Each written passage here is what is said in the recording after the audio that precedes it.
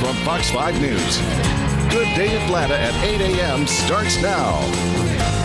Also ahead this morning, how your relationship can survive a case of infidelity, like some of those making news recently. We'll be right back. Cheryl, thanks. The Arnold Schwarzenegger sex scandal is putting his movie career comeback on hold, at least for the time being. The former California governor has asked his talent agency to put all of his motion picture projects on hold. Now, this comes as he deals with fallout from news that he fathered a 13-year-old boy with his housekeeper of more than 20 years. Of course, this isn't the first time a high-profile couple has dealt publicly with infidelity. Of course, we all remember Hillary and Bill Clinton and Elizabeth and John Edwards. But can a marriage survive cheating? We're joined this morning by Tim Bouman, founder of the Atlanta Center for Marriage. Tim, good morning. Good morning. Thanks for having me. You know, these high-profile couples certainly make news, but I bet you everyday couples deal with this issue on a daily basis. That's true. It's a big problem. 20 to 25% of men, 10 to 15% of women will struggle with infidelity at some point during their marriage. 25 to 50% of divorces in Western countries cite infidelity as the primary reason they're seeking divorce. Now, that's a huge number. A quarter to a half of divorces could be prevented if there were no infidelity. And so it's a big problem. It is. And I know this is probably a topic for another day, but what leads someone to cheat?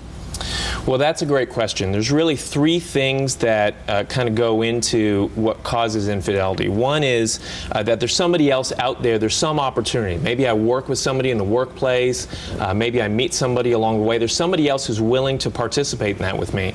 The second thing is that there's some kind of vulnerability in me. Maybe it's problems in the marriage, maybe it's problems from the family I grew up in, but somehow I'm predisposed to be unfaithful. Mm-hmm. And then the third thing is, in some way I have poor boundaries. Maybe I have a personal conversation with a person of the opposite sex at work.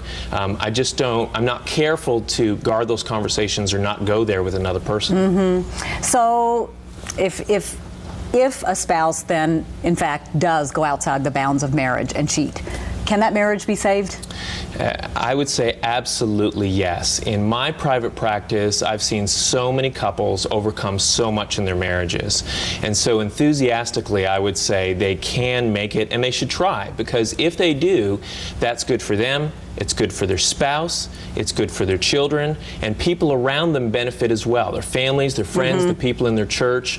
When couples reconcile well, it's a great thing. I was with a couple of women yesterday, and we were talking about this whole issue and saying, oh my gosh, can you, imagine the betrayal. How do you get past that? Talk about some steps to getting past that feeling of betrayal and putting that marriage back on track. It's a very, very hurtful thing, but I would say some steps that they should try is find a good counselor, somebody who's a marriage counselor who has experience with infidelity, somebody that they like. Also, completely sever ties with the person that you had a relationship with. That's key. Sometimes they cut off the romantic relationship, but they stay in a business relationship with them. Can't do that. Mm-hmm. That triggers the hurt spouse over and over again. Right. Talk often. It's not uncommon for couples to talk for large portions of the day, every day for weeks after the affair mm-hmm. occurs. And then while you're talking, don't try to conceal information. Let it all come out. It's painful now. It's going to be more painful if extra details come out 2 months from now. Right. Give the person permission to feel the way that they're feeling. That first month after infidelity is discovered is very volatile, and so they're going to be angry, they're going to be upset, they're going to come unglued. Don't try to squelch that at all. Let that information come out. Mm-hmm. And then I would say trust is a really important thing. And so try to start rebuilding trust. When your spouse calls you, pick up the phone. Even if you're in a meeting, pick up the phone. Because if you don't, they're going to wonder where you are, and that's going to trigger them. Try to travel less often. Travel is a huge trigger for people. Mm-hmm. And then let them have an open policy in your relationship. Let them see your emails. If your phone is sitting on the counter, let them pick it up, let them go through it, see your text messages. And then the final thing I would recommend is, in addition to marriage counseling, what's really helpful is to attend a marriage intensive weekend. My organization, the Atlanta Center for Marriages, does marriage intensive weekends 2 or 3 times a year, and that can speed up the process of healing and recovery. Wow, it'll be interesting to see what happens in this particular case, but we sure do thank you for coming by and talking with us us this morning. It's been a pleasure to be here. All right, thanks so much. For more information on surviving infidelity and the Atlanta Center for Marriages, you can log on to our website at myfoxatlanta.com. Click on the Good Day tab.